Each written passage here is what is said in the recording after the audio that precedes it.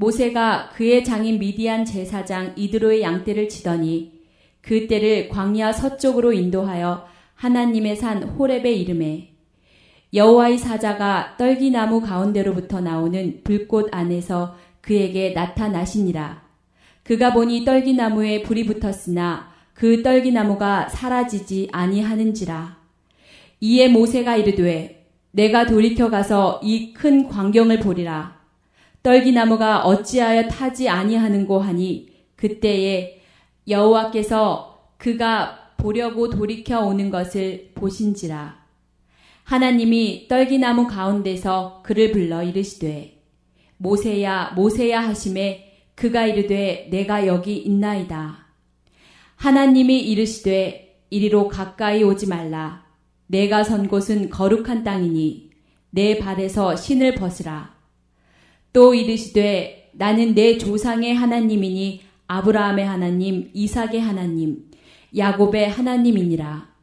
모세가 하나님 배웁기를 두려워하여 얼굴을 가리매 여호와께서 이르시되 내가 애굽에 있는 내 백성의 고통을 분명히 보고 그들이 그들의 감독자로 말미암아 부르짖음을 듣고 그 근심을 알고 내가 내려가서 그들을 애굽인의 손에서 건져내고 그들을 그 땅에서 인도하여 아름답고 광대한 땅, 젖과 꿀이 흐르는 땅, 곧 가나안 족속, 헷 족속, 아무리 족속, 브리스 족속, 히위 족속, 여부스 족속의 지방에 데려가려 하노라. 이제 가라. 이스라엘 자손의 부르짖음이 내게 달하고 애굽 사람이 그들을 괴롭히는 학도도 내가 보았으니 이제 내가 너로 바로에게 보내어 너에게 내 백성 이스라엘 자손을 애굽에서 인도하여 내게 하리라. 모세가 하나님께 아뢰되 내가 누구이기에 바로에게 가며 이스라엘 자손을 애굽에서 인도하여 내리이까. 하나님이 이르시되 내가 반드시 너와 함께 있으리라. 내가 그 백성을 애굽에서 인도하여 낸 후에 너희가 이 산에서 하나님을 섬기리니 이것이 내가 너를 보낸 증거니라. 모세가 하나님께 아뢰되 내가 이스라엘 자손에게 가서 이르기를 너희의 조상의 하나님이 나를 너희에게 보내셨다 하면 그들이 내게 묻기를 그의 이름이 무엇이냐 하리니 내가 무엇이라고 그들에게 말하리이까. 하나님이 모세에게 이르시되 나는 스스로 있는 자니이라. 또 이르시되 너는 이스라엘에게 이같이 이르기를 스스로 있는 자가 나를 너희에게 보내셨다 하라. 하나님이 또 모세에게 이르시되 너는 이스라엘 자손에게 이같이 이르기를 너희 조상의 하나님 여호와 곧 아브라함의 하나님, 이삭의 하나님, 야곱의 하나님께서 나를 너희에게 보내셨다 하라. 이는 나의 영원한 이름이요 대대로 기억할 나의 칭호니라. 너는 가서 이스라엘의 장로들을 모으고 그들에게 이르기를 여호와 너희 조상의 하나님 곧 아브라함과 이삭과 야곱의 하나님이 내게 나타나 이르시되 내가 너희를 돌보아 너희가 애굽에서 당한 일을 확실히 보았노라. 내가 말하였거니와 내가 너희를 애굽의 고난 중에서 인도하여 내어 젖과 꿀이 흐르는 땅 곧 가나안 족속, 헷 족속, 아무리 족속, 브리스 족속, 히위 족속, 여부스 족속의 땅으로 올라가게 하리라 하셨다 하면 그들이 내 말을 들으리니 너는 그들의 장로들과 함께 애굽 왕에게 이르기를 히브리 사람의 하나님 여호와께서 우리에게 임하셨은즉 우리가 우리 하나님 여호와께 제사를 드리려 하오니 사흘 길쯤 광야로 가도록 허락하소서 하라. 내가 아노니 강한 손으로 치기 전에는 애굽 왕이 너희가 가도록 허락하지 아니하다가 내가 내 손을 들어 애굽 중에 여러 가지 이적으로 그 나라를 친 후에야 그가 너희를 보내리라.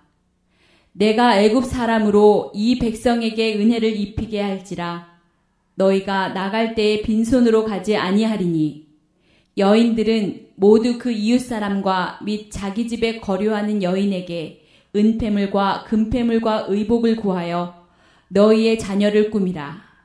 너희는 애굽 사람들의 물품을 취하리라. 오늘은 출애굽기 3장을 통하여 모세를 부르시는 하나님의 말씀을 나누려고 합니다. 모세가 장인 이드로의 집에서 양떼를 치면서 40년이 지났습니다. 하나님은 어느 날 모세를 부르셨습니다. 그곳은 호렙산이라는 곳인데, 호렙산은 다른 말로 하면 신의 산입니다. 무슨 특별히 다른 산이 아니라 신의 산이 다른 말로 호렙산입니다. 모세는 이 산에서 부르심을 받았고, 출애굽 직후 하나님은 다시 모세를 이 산에서 보이시고 또 언약의 증표로 율법을 주셨습니다. 떨기나무 가운데 여호와의 사자가 나타나셨습니다. 이 떨기나무라는 말은 원래 가시덤불인데 광야 전역에 흔히 자라는 아카시아 종류의 아주 키 작은 나무입니다. 이 나무는 애굽의 노예로 비참한 굴종의 삶을 사는 히브리 민족의 상징이었습니다. 신기한 것은 그 나무에 불이 붙었으나 나무가 타서 사라지지 않는 것이었습니다. 이 신비한 모습 가운데 하나님께서 모세를 부르십니다. 모세야, 모세야. 이것은 사명의 긴급성과 중요성을 말씀하는 것입니다. 그때 모세가 말합니다. 내가 여기 있나이다. 우리 지난주 말씀을 드리면서도 올해에는 우리가 가지 말아야 할 곳, 서 있지 말아야 할 곳에 있어서 우리의 이름을 부르며 내가 어디 있느냐, 내가 부끄러워 숨었나이다, 그런 한 해가 되지 말고 어느 곳에 있든지 주여 내가 여기 있나이다, 이렇게 준비된 그릇들이 될 수 있기를 축복합니다. 하나님께서 이리로 가까이 오지 말라, 내가 선 곳은 거룩한 땅이니 내 발에서 신을 벗으라, 그렇게 말씀하셨습니다. 신을 벗기는 가장 중요한 의미는 네 마음대로 다니지 말고 내 뜻대로 다니라는 겁니다. 신발을 벗겨 놓으면 밖으로 마음대로 돌아다닐 수 없지 않습니까? 그러면서 나는 내 조상의 하나님이니 아브라함의 하나님, 이삭의 하나님, 야곱의 하나님이니라. 이제 내가 너와 함께 출애굽의 역사를 이루는 것은 우연히 그냥 즉흥적으로 이루는 것이 아니라 내 조상적부터 약속한 것을 이루어 갈 것이다 라는 것이었습니다. 중요한 것은 7절입니다. 내가 애굽에 있는 동안에 이 애굽에 있는 내 백성의 고통을 분명히 보고 그들의 감독자로 말미암아 부르짖음을 듣고 그 근심을 알고, 저는 이 7절 말씀을 참 좋아합니다. 우리 하나님은 우리 눈에 보이시지 않아도 하나님은 이스라엘 백성들의 모든 고통을 보고 계셨습니다.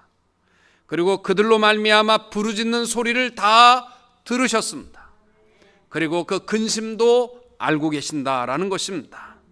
여러분, 우리들도 똑같습니다. 때때로 하나님이 나를 기억하실까? 내가 이 새벽에 나와서 기도한다고 하나님이 들으실까? 또 하나님이 내가 무슨 생각을 하고 내가 어떻게 고통 속에 있는지 아실까? 하나님은 아십니다. 하나님은 우리의 부르짖는 소리를 다 들으시는 줄로 믿으시기 바랍니다. 8절에 하나님이 이렇게 말씀합니다. 내가 내려가서 그들을 애굽인의 손에서 건져낼 것이다. 이 내가 내려가서 이 단어는요, 이 쉐키나 사상으로 이어지게 됩니다. 이 말은 뭐냐면 하나님이 직접 역사하시는, 직접 함께 하시는 것입니다. 이것이 쉐키나라는 것이요, 이스라엘 역사 속에 보면은 두 곳에서 하나님이 특별히 함께 하시고 하나님이 역사하는데, 그 첫째가 어디냐면 말씀입니다. 하나님은 말씀 가운데 역사하십니다. 특별히 광야에서 성막을 통하여서 이동할 때 하나님의 임재와 영광과 함께 하심은 어디에 있었냐면 언약궤 위에 계셨거든요. 그러니까 말씀 가운데 우리 하나님 늘 직접 역사하시니까 한 해 동안 하나님의 말씀 붙들 수 있게 되시기를 축복합니다. 또 하나는 열왕기상 8장에 보면은 솔로몬의 성전을 다 짓고 나서 내가 여기에 함께 있을 것이다, 이게 쉐케나거든요. 우리 하나님은 성전에 우리와 함께 하시는 줄로 믿습니다. 늘 주의 전을 사모하며 힘들고 어려울 때마다 주의 전에 나와 기도하며 하나님이 다 들으심을 기억하고 주의 전을 사랑하는 주의 종들이 되시기를 축복합니다. 그리고 구원의 역사를 하나님께서 이루어 가실 때에는 구원의 도구를 사용하십니다. 그것이 바로 이 모세였습니다. 이제 내가 너를 바로에게 보내어 너에게 내 백성 이스라엘 자손을 애굽에서 인도하여 내게 하리라. 이것이 사명입니다. 올 한 해도 하나님께서는 하나님의 뜻을 성취하기 위해서 직접 하나님이 듣고 보고 알고 계십니다. 또 하나님이 역사하실 것입니다. 그러나 누구를 통하여 이루어 가시냐면 하나님의 사람을 통해서 이루어 가실 줄로 믿습니다. 올 한 해 동안 한 해를 시작하면서 하나님, 내가 하나님의 도구가 되게 하사 주의 뜻을 이루어 가게 하옵소서. 이렇게 헌신하는 종들이 되시기를 축복합니다. 하나님께서는요, 우리를 부르실 때에도 특별한 시간에 우리를 부르는 것이 아니라 모세는 광야에서 양을 칠 때에 모세를 부르셨고, 기드온은 포도주 틀에서 타작할 때에 기드온을 부르셨고, 다윗은 아비의 명을 따라 양떼를 돌보고 있을 때에 다윗을 부르셨고, 엘리사는 소 12겨리로 밭을 갈고 있을 때에 엘리사를 부르셨고, 아모스는 양치며 뽕나무를 배항할 때에 부르셨고, 예수님의 네 제자는 갈릴리 바닷가에서 고기를 잡고 있을 때에 부르셨습니다. 무슨 기도원 가서 40일 기도해야만 하나님이 부르시는 것이 아니라 우리의 삶의 현장에서 우리를 하나님의 도구로 불러주실 줄로 믿습니다. 특별히 오늘 말씀 속에 여러분이 한 해 동안 힘들고 어려운 시간이 있다 할지라도 하나님 왜 나를 모르시나 그렇게 걱정할 이유가 없습니다. 하나님께서는 우리의 모든 것에 대해서 분명히 보고 계시고 우리의 모든 부르짖음을 듣고 계시고 우리의 모든 마음에 생각하는 것까지 아시는 줄로 믿으시기 바랍니다. 그 하나님을 믿으면요, 한 해 동안 두렵지 않습니다. 모세가 사명자로 애굽에 가고자 할 때 사실은 그가 두려웠던 사람은 바로였습니다. 왜? 바로가 자기를 잡아 죽이려고 했기 때문에. 그런데 하나님께서 모세에게 사명을 주시면서 모세를 바꾸어 놓은 것은 딱 하나입니다. 바로를 두려워하지 말고 하나님을 두려워하면 세상의 모든 것은 두려워할 것이 하나도 없다라는 것입니다. 여러분, 교회에 처음 나오시려고 하는 사람들이요, 교회에 나오려고 맘만 먹으면 사탄이요, 그 마음을 얼마나 연약하게 하는지 모릅니다. 저는 목사의 아들로 컸기 때문에 우리 집 바로 앞에 지금은 장로님 되신 분 가족인데 이 원불교를 다니셨는데 이 액자에 동그란 원 하나, 그걸 무서워서 못 치워요. 덜덜 떨면서. 그 앞에 두꺼비 저금통 하나 있는 거하고 촛대 2개 있는 거, 그걸 못 치워, 무서워서. 처음에 믿으려고 할 때에요, 얼마나 두려운지 모릅니다. 제가 가디나 살 때에도 우리 옆집 사는 분은요, 교회 가려고 마음만 먹으면 그렇게 고통스러운 일이 많이 일어나는 거예요. 마음을 먹지 않으면 편안한데 교회만 나가려고 하면 어려운 일이 생긴다는 거예요. 왜냐하면 세상이 두렵기 때문에 그렇습니다. 하나님 한 분만 두려워하면 세상의 모든 것은 두려워할 것이 하나도 없게 되는 줄로 믿습니다.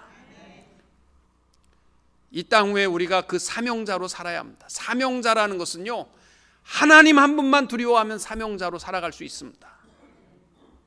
그러면 사명이 뭐냐? 굉장히 거창한 것 같고 또 부담스러운 단어이기도 합니다만은, 사명이 뭐냐면요, 내가 주님을 위해서 기쁘게 감당하는 그것이 사명입니다. 제가 지난주에 어떤 성도님 가정을 신방했는데 그 여자 집사님이 요리를 참 잘하세요. 아마 제 평생의 생일상보다도 더 잘 받은 것 같습니다. 그래서 이렇게 나이 들어서 우리 집사람 보니까 뭐 조금 부엌에서 반나절만 일하면 벌써 허리 아프다 주물러라, 뭐 다리 아프다 주물러라, 그리고 들어눕는데 그 많은 것을 혼자 준비를 다 하셨더라고요. 그래서 이거 이래도 괜찮습니까? 너무 행복합니다. 내가 요리한 것을 오셔서 먹어주시는 사람들이 와서 이렇게 기쁘게 먹는 모습만 봐도 너무나 행복합니다. 그게 사명입니다. 내게 주신 은혜와 은사를 가지고 감당하는 것. 빵을 잘 굽는 분이라면 빵을 맛있게 구워서 모든 사람이 맛있게 먹어주는 게 사명입니다. 또 내가 노래를 잘하면 그것을 통해서 모든 사람에게 유익을 주는 것이 하나님 앞에 내게 주신 사명인 줄로 믿습니다. 오늘 본문에 모세가 사명을 받으시는 모습입니다. 그 사명의 첫 번째 단계가 뭐냐면 결단의 단계입니다. 5절 말씀에 하나님이 이르시되 이리로 가까이 오지 말라. 내가 선 곳은 거룩한 땅이니 내 발에서 신을 벗으라. 이렇게 말씀합니다. 사명의 첫 단계는요, 우리의 마음의 결단입니다. 모세야, 내 신을 벗으라. 이렇게 하나님이 명령하시는 그 내용의 의미는 무슨 뜻입니까? 첫째는 모세가 40년 동안 애굽에서 왕자의 신분으로 살고 있었을 때 신었던 신은 왕자의 신이었습니다. 그 신은 내가 할 수 있다, 내가 최고다, 나만이 할 수 있다, 이러한 내가라는 교만의 신발입니다. 그가 교만한 신을 신고 다닌 곳은 결국은 도망자가 되었고 살인자가 되었습니다. 왕자의 신분으로 자라서 한없이 교만했던 그가 사람을 쳐서 죽이는 그 순간 그의 신발이 살인자의 신발이 되었던 것입니다. 40년 동안 광야에 그는 도망자의 신을 신고 살았습니다. 교만의 신은 도망자의 신밖에 될 것이 없습니다. 우리 하나님 앞에 하나님의 부르심을 받고 한 해를 살아가기 원하시면 제일 먼저 교만의 신부터 벗을 수 있게 되시기를 바랍니다. 교만한 신은요, 결국은 도망자의 신이요 패배자의 신이 될 수밖에 없습니다. 또 모세야 내 신을 벗으라 라는 중요한 의미는 낙심의 신을 벗으라는 것입니다. 40년 동안 광야에서 모세가 가졌던 마음은 낙심입니다. 양을 치면서 내가 가진 사명은 이게 아닌데 40년 동안 그가 가졌던 것은 좌절입니다. 이제 내 인생은 이렇게 광야에서 사라져 버리는구나. 나의 젊었을 때 모든 꿈은 사라지고 이제 나는 여기서 죽음을 맞이하게 되는구나. 그의 나이 80이 되었을 때 모세는 수백 번 무너지고 아마 무너졌을 것입니다. 우리가 올 한 해 동안 하나님의 사명을 감당하기 원하시면 절망과 낙심의 신을 벗어버리게 되시기를 축복합니다. 살아가면서 많은 사람들이 자기의 모습을 보면서 또 한 살 먹었구나. 특별히 9살 되신 분들은 이제 50대에서 60대로 또 40대에서 50대로 이렇게 바뀌면요, 인생은 이제 끝이구나. 나는 이렇게 밥 먹다가 이제 가는구나. 그 낙심의 신발을 벗어버려야 하나님의 사명을 이룰 수 있게 될 줄로 믿습니다. 2016년 새해를 시작하면서 오늘 새벽에 여러분들 어떤 신을 신고 오셨는지, 비싼 신인지 싸구려 신인지 그건 제가 잘 모르겠습니다만은 하나, 낙심의 신은 벗읍시다. 이거 해도 안 되는구나. 이러한 낙심의 신, 절망의 신은요, 하나님 앞에 쓰임받기 원하시면, 사명자로 살기 원하시면 오늘 내가 어떠한 위치에 있든지 절망의 신은 벗어버릴 수 있게 되시기를 축복합니다. 또 하나, 하나님께서 모세의 신을 벗겼던 것은 죄인의 신입니다. 우리는 다 부끄러운 더러운 신발을 신고 살아갑니다. 절망하기도 하고 불평하기도 하고 부정적인 생각도 갖기도 하고 교만의 신도 신고 있지만은 위선과 탐욕과 거짓과 또 남의 마음을 아프게 하는 그러한 이 못된 우리의 모습, 남을 용서하지 않고 남을 늘 정죄하고 비판했던 그러한 비판의 마음, 또 음탕하고 방탕하는 세상의 쾌락에 빠져 살아가고 있는 죄악의 더러운 모든 신들을 벗어버릴 때 우리는 거룩한 곳에 서서 하나님의 사명을 이루어 갈 수 있게 될 줄로 믿습니다. 에베소서 4장 22절과 23절 4절 너희는 유혹의 욕심을 따라 썩어져가는 구습을 따르는 옛사람을 벗어버리고 오직 너희의 심령이 새롭게 되어 하나님을 따라 의와 진리의 거룩함으로 지으심을 받은 새 사람을 입으라. 아멘.